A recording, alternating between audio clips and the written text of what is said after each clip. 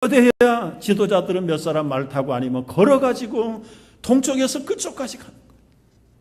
그리고는 정복을 하는 거예요.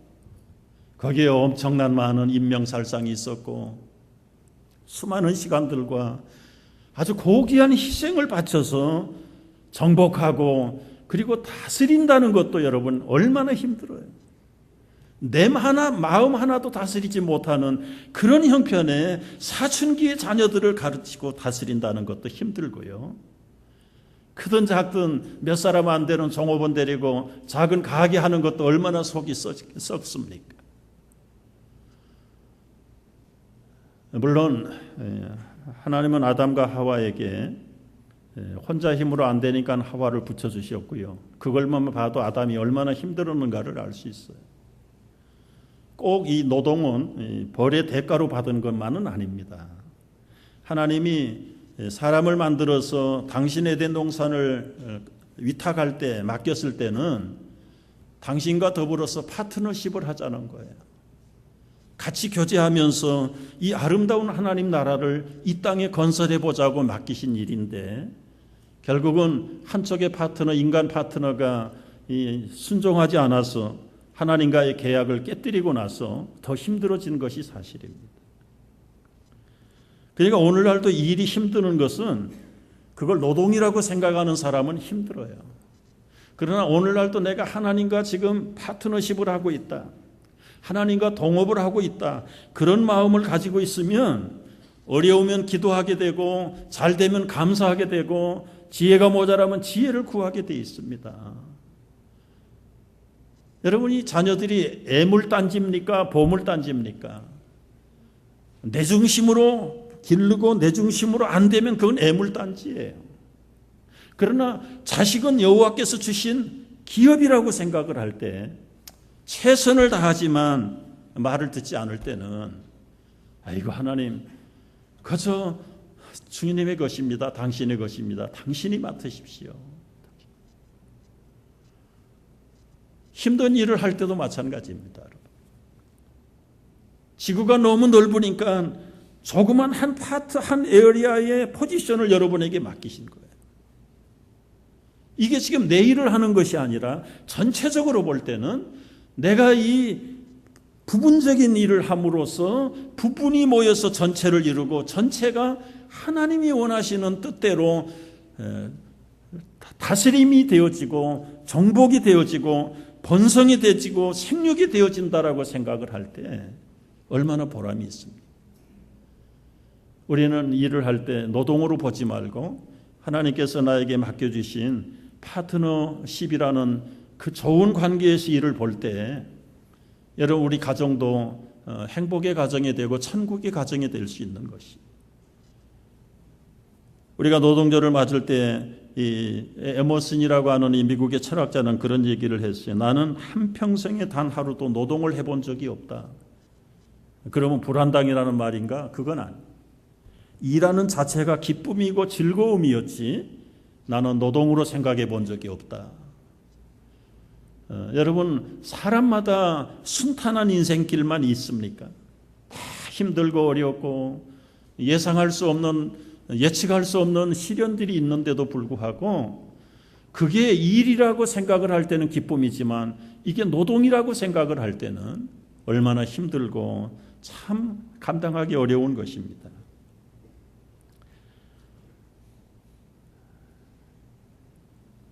그렇다면 우리가 어떻게 무슨 일을 해야 할 것인가? 건강하고 오래 살기를 원하는 사람들이 대부분인데 땀 흘리는 일을 많이 하면서 그럼 무슨 일을 어떻게 해야 되는가? 우리 예수님이 우리에게 잘 가르쳐 주셨고요. 예수님도 친히 우리에게 모범을 보여주셨어요. 요한복음 5장 17절에 보시면은 이런 말씀을 하십니다. 내 아버지께서 일하시니 나도 일한다.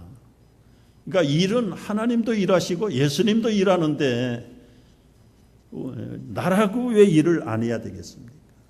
근데 무슨 일을 합니까? 예수님은 아버지 하나님이 하시는 일을 하시는 거예요. 그렇다면 우리는 누구 일을 해야 됩니까? 결국은 예수님 아버지 하나님이 원하시는 일을 하는 것이다. 예수님은 아버지 일을 너무 좋아서 점심 먹는 것도 잊어버리셨어요. 잠자는 것도 잊어버리셔요. 사람이 여러분 좋은 일을 하면은 먹지 않아도 배가 고프지 않아요. 자지 않아도 피곤하지 않습니다. 수가성의 여인에게 복음 전하는 일이 너무너무 기뻐가지고 제자들이 점심을 준비해 왔는데도 나는 벌써 나의 양식을 먹었다. 제자들이 수군거리죠. 우리 없는 사이에 누가 먹을 것 갖다 줬나? 아니, 내가 아버지의 보내신 일을 하는 것이 나의 양식이다.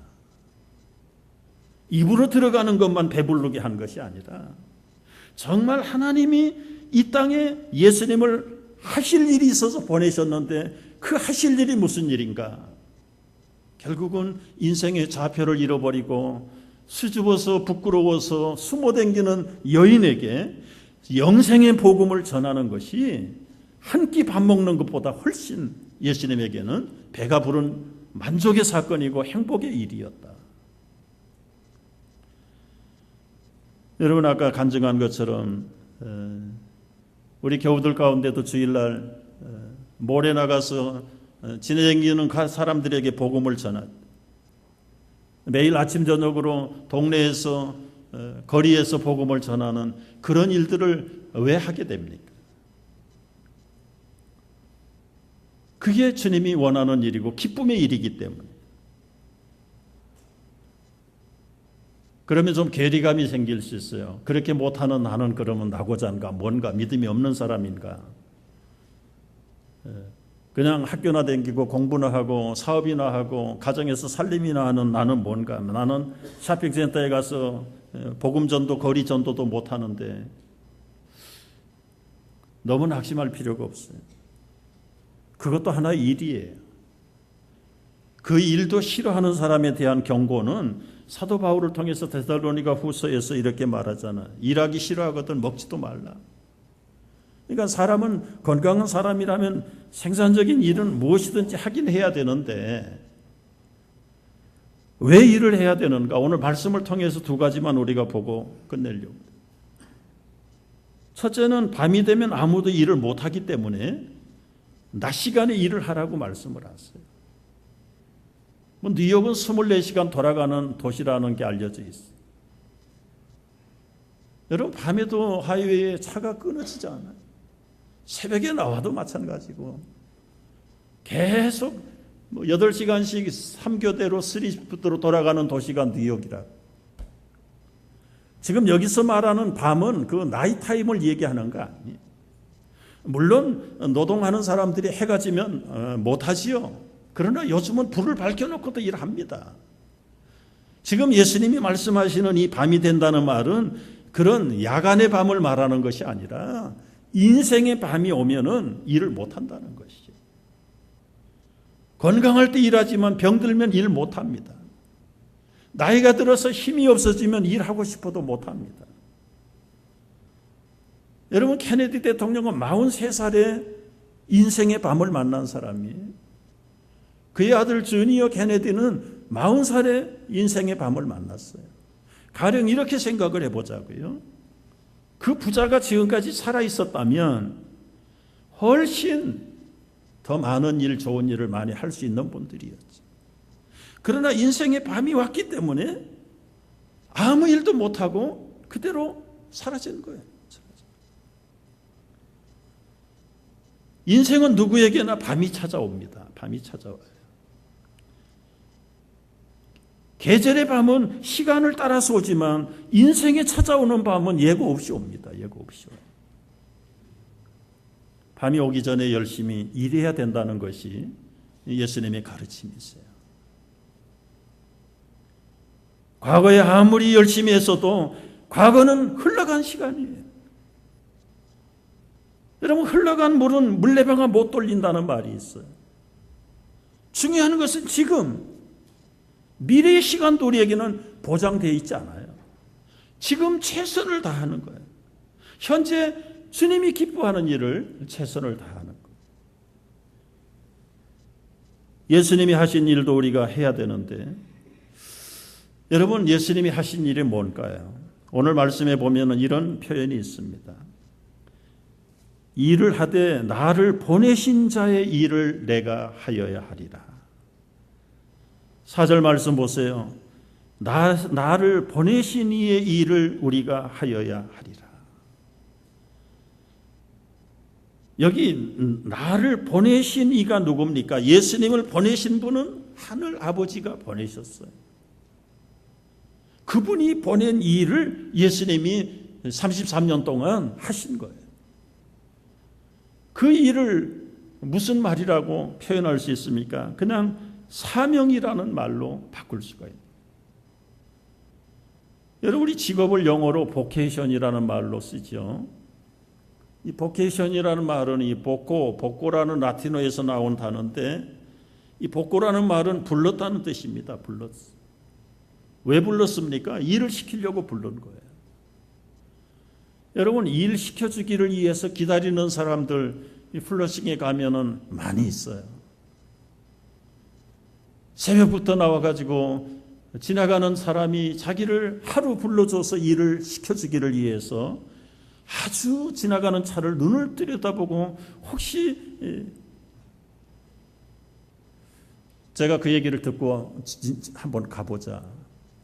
그리고는 슬슬 차를 몰고 이렇게 구경하고 갔더니 열대 사람이 막 쫓아오는 거야. 자기 불러달라고. 그러다가 나는 뭐 부르러 간 게 아니잖아. 구경하러 갔는데 그들에게 실망을 줄 것 같아서 그저 빨리 도망가고 말았습니다. 여러분, 혹시 이제 거기서 사람이 필요할 때 어떤 사람을 픽업할 것인지 그 비결을 제가 배웠어요. 조금 천천히 가고 여러 사람이 쫓아오면 조금씩 빨리 가래요. 빨리 가가지고 끝까지 따라오는 사람을 픽업하라는 거지. 그 사람은 굉장히 일에 대한 집념을 가지고 있기 때문에 무슨 일을 시켜도 그냥 우리말로 농땡이를 부리지 않을 사람이다. 그 경험자들의 이야기. 그런데 오후 4시, 5시가 돼서 한번 지나온 적이 있어요. 몇 사람 안 되는데 그때까지도 자기를 불러주기를 위해서 기다리고 있는 사람들을 조그만 색을 옆에다 놓고 이제는 서서 기다릴 수 앉아가지고 지쳐가지고 기다리는데 제가 그들을 보면서 참 마음이 답답하고 안타까워. 해가 지는 시간인데도 아무도 불러주지 않으면 빈손 들고 자기 집으로 돌아갈 텐데 그 남편과 아빠의 손만 쳐다보고 있는 가족들은 또 얼마나 실망을 할까. 여러분의 인생이 할 일이 없이 불러주지 않는 인생들이라면 참 얼마나 불쌍한 인생들인가. 짭을 잃어버린 사람들 심정을 여러분 경험해 보시면 아시죠. 나이 드셔서 일을 할 수가 없는데 어르신들 마음속에 한 가지 소원이 있다면 웨이지도 안 줘도 좋다. 셀러리 없어도 좋다. 그냥 이것이 불러만 낮추면 일을만 시켜주면 나는 소원이 없겠다.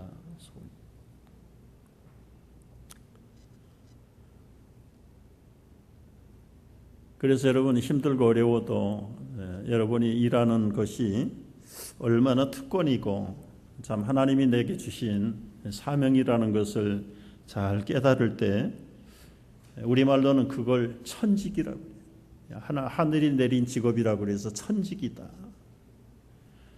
대개 사람들은 자기 직업에 만족을 하지 못한다고 합니다. 그러나 여러분 그 천직으로 알고 즐거워하는 사람들에게는 기쁨이 되는 거예요. 우리 할머니 할아버지들 손자 손녀 베이비시팅 하는 것을 에너지 칼로리로 따지면 중노동이라고 그러잖아요. 중노동. 그런데 허리가 아파도 자기 피부치가 돼서 기뻐가지고 돈을 내고라도 봐주고 싶다고 그랬다. 왜 그렇습니까? 거기에 애정이 있고 사랑이 있고 자기가 좋아하는 일이기 때문에 좋아. 우리가 무슨 일을 하더라도 이 두 가지 일로 구별이 돼요. 사람의 일이 있고 하나님의 일이 있어요. 예를 들면 제자들이 지금 예수님과 길을 갑니다. 나면서 소경된 사람 만났습니다. 제자들이